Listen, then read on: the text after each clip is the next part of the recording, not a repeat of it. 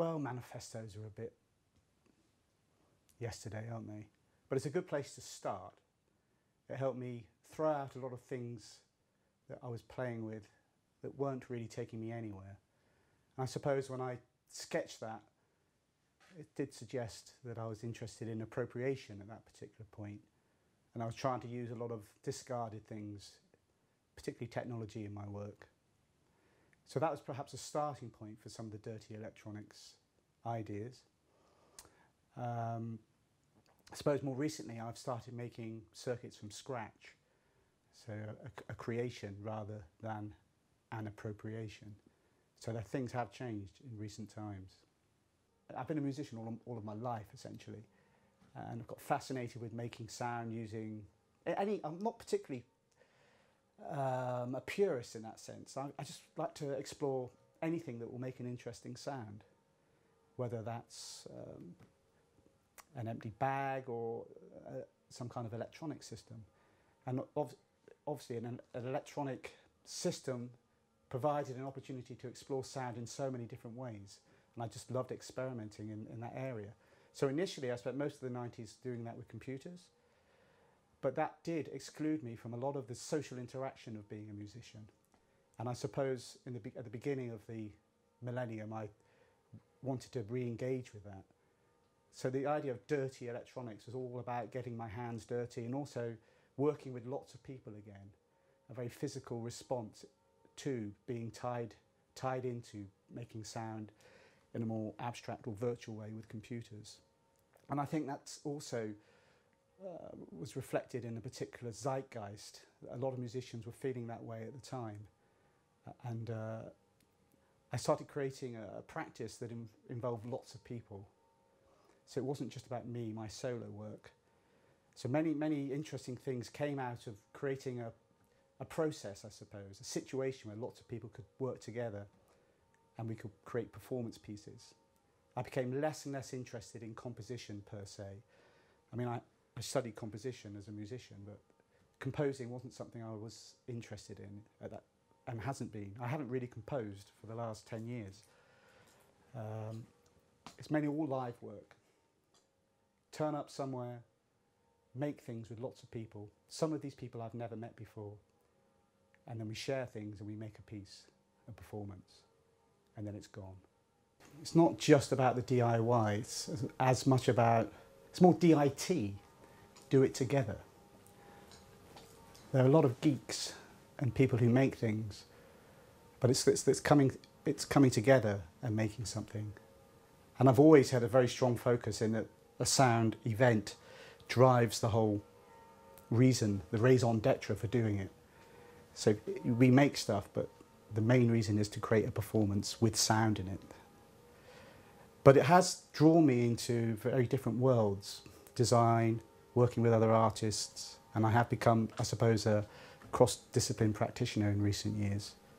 I mean, I generally see the world through sound, but it's a side of me which I think I've really enjoyed this opportunity to explore things like design. I have some instruments here, actually. You know, some circuits. A circuit board might meet artwork, perhaps, or there's so much more you could do with electronics.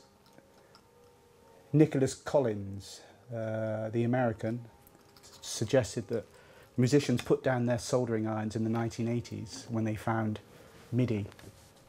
And that kind of whole way of making sound was forgotten. And when the world of technology moves so fast. The microchips developed at a ridiculous pace. But 20 years in the course of music history is nothing. So why not revisit some of these things again and explore them in a different way? And also cheap. I like using things that are kind of quite instant and not maybe reliant on funding, so you can quickly get things together. It's a very broad brushstroke approach to working with electronic music and performance. I think when you create a situation where nobody plays an instrument and you all come together, everybody then begins at the same point, at the same place. There aren't any experts because nobody has learned how to play this instrument yet. And I find that sort of situation at NEX really creative. It's a fantastic leveller. And from that, we all have to find a way of composing or creating a piece or a composition. And I've really enjoyed that process. It's given me a real focus. When you start with this, there are clearly defined parameters. When you have, let's say, an app or you're working with a computer, there's so many possibilities. I think one of the biggest frustrations I found is there's just too much choice. So one simplest way is to reduce that by just picking on a few ideas, simplifying what it is. I mean, for me, my artistic practice, I suppose, is developed through a subtraction, getting rid of things. Did I need a computer to say what I wanted to say? Did I need a large orchestra to create that sound? So I've kind of, it's through a process of, I suppose, reductionism that I've tried to find the core of some of my interests as a musician and artist. And initially I explored this through appropriating different bits of technology, but to the point where I could also make it even more focused by simply making some of the components myself. So I've taught myself essentially electronics over the last decade or 15 years. Yeah, I am a bit of a bastard. I am a generation that is pluralistic. I grew up in that world where, I mean, with computers, I suppose everybody became a filmmaker, a photographer, an editor, a musician. So in that sense, I feel that I don't have to try. Similarly, in the world of music, I speak different musical languages. You know, the improvised world or the classical world, or even the pop world. I have feet in all those camps. Some people find that schizophrenic, but actually I do sometimes feel I am just a product of a particular generation. I am postmodern, yeah, it's not as I'm trying, it's just the way it is. I grew up in that world. So it hasn't been a conscious effort. I feel I am part of the zeitgeist. Well, it's easy to create a reaction, some kind of reactionary statement, which it perhaps was then, 10 years ago. But now, like you said, this ideology has become mainstream and has become part, I suppose, a post-digital aesthetic, or where people are exploring or looking beyond computer technology. It's a fascinating world we live in, a duality where at one stage you have, you know, the ever increasing size of technology. Well, I'm sure it won't be long before we have ICs implanted in us. But yet on the other side, human beings being perverse, fascinated with things like this all around me, looking at the past. As far as we move forward, we seem to move back as well at the same time. So I'm fascinated with, I mean, things are thrown away, discarded, different approaches. And again, in the world of the arts or music, you know, an idea 10 years ago in terms of technology can be used, and I'm interested in exploring lots of ideas. So. But yeah, things have changed in that it's not just a reactionary statement now. I think there are lots of people involved in the DIY community, both in software and in hardware. And it's become an accepted approach to working in not just music, but also in the other forms.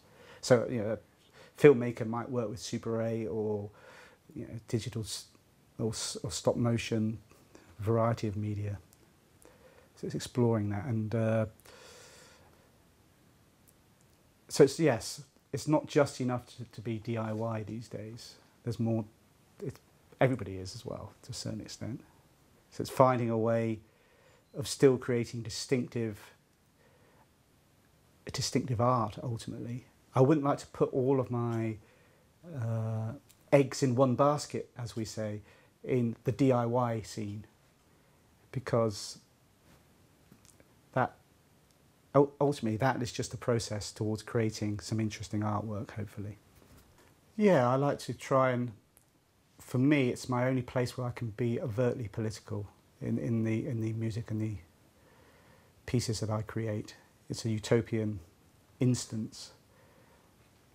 We create stuff together. There's an exploration there. And I think in the maybe younger generation, it's quite exotic, you know, to do a piece that involves 25 performers, particularly in the world of electronic music. I was becoming sick of the solo laptop artist, the DJ, the eye culture. And as a musician, you know, it's just, there's so much more through, as you can discover through playing with lots of other people. So I think the idea of an ensemble of electronic musicians of 25 people, it was exotic, or is exotic still for a particular generation. I mean, actually quite exotic for me, because I spent most of my youth in the 80s and 90s where that, you know, we were moving much more to working in isolation. So this kind of a large group approach to creating electronic music. Well, we had elements of this perhaps in the 60s and 70s, the Scratch Orchestra, for example. I often think of Dirty Electronics as a 21st century scratch orchestra, an ensemble that was formed by Cornelius Cardew, amongst others, where people would just work with, you know, anything they could find. But it was more than that. It was a kind of way of life too. And so from a utopian point of view, I've really enjoyed, you know, borrowing some of those concepts and ideals and trying to reflect that in the work I do and trying to enjoy it. It's a place where I can be utopian.